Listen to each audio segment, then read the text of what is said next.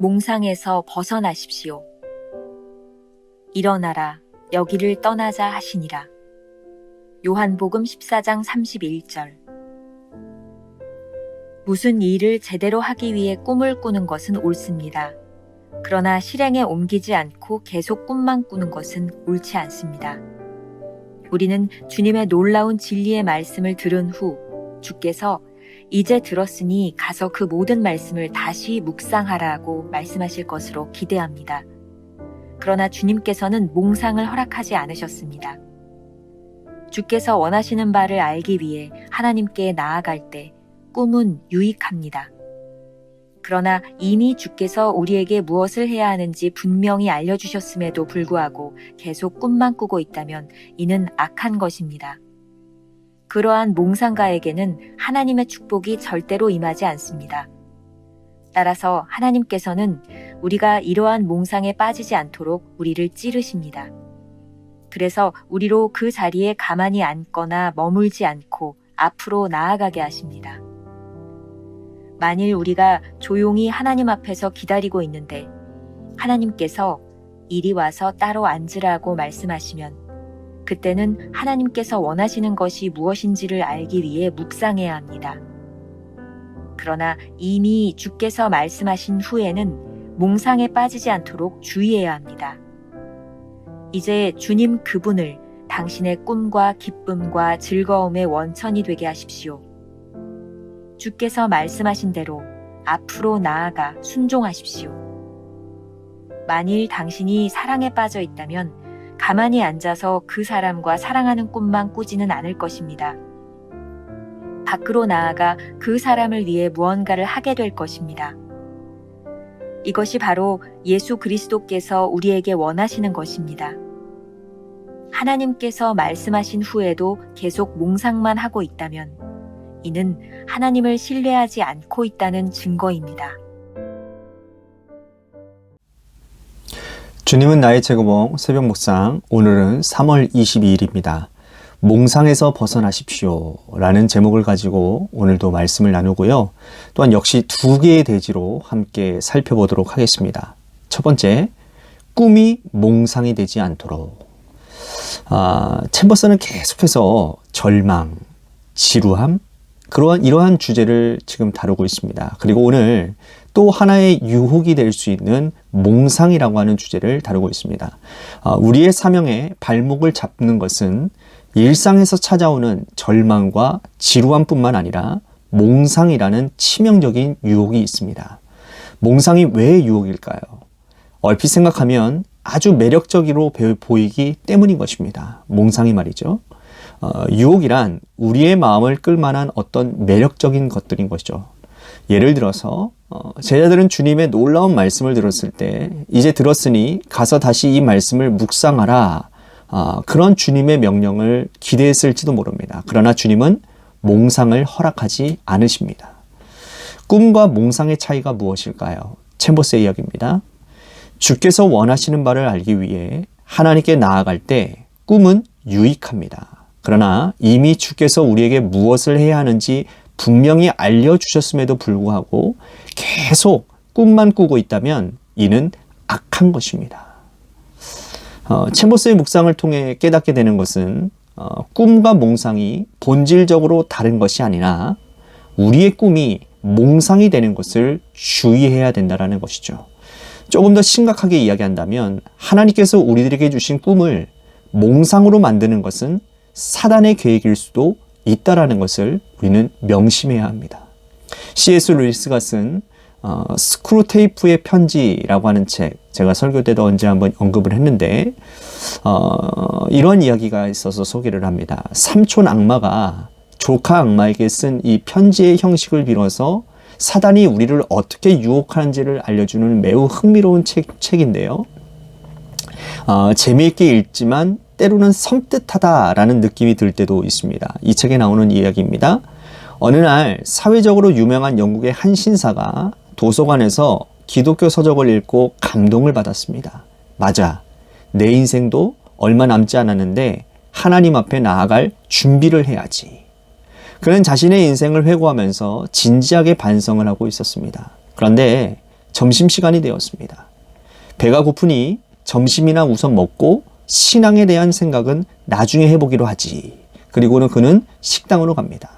근데 그가 점심을 먹고 난 후에 배가 부르니 생각이 달라지는 겁니다. 인생이 뭐 다 그런 거지. 이 나이에 인생을 바꾼다라는 것이 쉽지 않으니 집에 나가자. 노신사는 버스를 타고 집으로 돌아가고 있었습니다. 오전에 도서관에서 기독교 서적을 읽고 받은 그 감명은 다 사라지고 이전의 모습으로 되돌아가 버린 것이죠. 이렇게 만드는 것이 사단의 전략이라는 겁니다. 하나님께서 우리들에게 주시는 꿈을 가슴에 품고 묵상하지만 행동하지 않을 때 그 꿈이 몽상으로 변질되는 것입니다. 우리가 신앙생활하면서 꼭 구별해야 되는 것이 있습니다. 하나님의 음성을 듣기 위해 묵상해야 되는 때가 있다면 그 말씀을 듣고 행해야 되는 순간이 있다는 것이죠. 중요한 사실입니다. 하나님께서는 우리가 몽상에 빠지지 않도록, 그래서 그 자리에 머물러 있지 않도록 아프게 찌르신다라는 겁니다. 혹시 하나님의 꿈을 가슴에 품은 사람들에게 찌르는 가시가 찾아왔다면 우리에게 움직이라는 명령을 하시는 주님의 사인은 아니겠는가? 우리가 깊이 생각해 봐야 합니다. 오늘 이 새벽 여러분들의 마음 가운데 이런 찔림이 있다면 움직임을 한번 시작해 보면 좋을 것 같습니다. 우리가 기억해야 될 한 줄 노트. 음성을 듣고도 행동하지 않는 것은 하나님이 주신 꿈을 몽상으로 만드는 사단의 무서운 전략 때문입니다. 두 번째 주제, 순종이 필요합니다. 챔버스가 견지하는 일관성 있는 신앙의 태도는 바로 순종입니다. 우리의 꿈이 몽상이 되지 않도록 하는 제일 좋은 방법은 바로 순종하는 겁니다. 좋은 비유가 될 것 같습니다. 챔버스의 글입니다. 만일 당신이 사랑에 빠져 있다면 가만히 앉아서 그 사람과 사랑하는 꿈만 꾸지는 않을 것입니다. 밖으로 나가서 그 사람을 위해 뭔가를 하게 될 것입니다. 이 챔버스의 글이 제가 이 순종이라고 하는 책을 읽으면서 이 챔버스의 삶과 연결되는 것을 보게 되는 것 같습니다.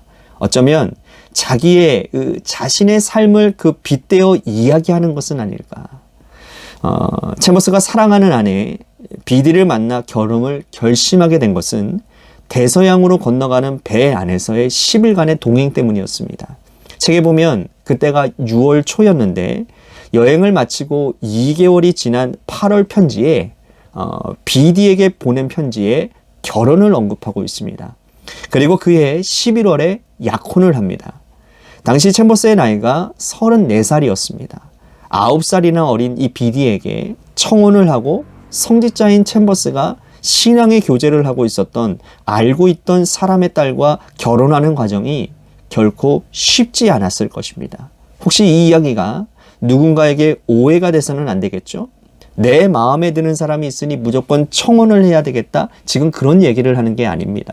챔버스는 하나님께서 주신 마음이라는 확신이 들자 주저하지 않고 청혼을 합니다. 어쩌면 그가 살았던 삶의 태도를 우리들이 엿볼 수 있는 부분은 아닌가라고 하는 생각이 드는 거죠. 오늘 챔버스와 비디는 함께 동역자로서의 아름다운 열매를 거두게 되죠. 오늘 묵상글에서 챔버스가 이렇게 이 말을 합니다. 하나님께서 말씀하신 후에도 계속 몽상만 하고 있다면 이는 하나님을 신뢰하지 않다라는 증거입니다. 다시 한번 높아심에서 이야기합니다. 이 부분에서도 우리가 오해하지 말아야 될 것은 우리가 하고 싶어하는 마음인 욕망과 하나님이 우리들에게 주시는 소리를 구별해야 된다라는 소리죠. 챔버스의 묵상을 통해서 우리들이 계속해서 듣는 것이죠. 하나님의 음성이 우리와 함께하지만 모든 사람이 그 음성을 듣는 것은 아닙니다. 하나님의 음성에 귀를 기울여야 합니다. 더욱 중요한 것은 그 음성을 구별하는 지혜가 필요한 것이죠. 오늘 말씀은 어쩌면 그 완성과도 같은 것이죠. 우리들에게 들려진 하나님의 음성이 분명하다라는 확신이 들 때 순종하며 움직여야 된다라는 것이죠.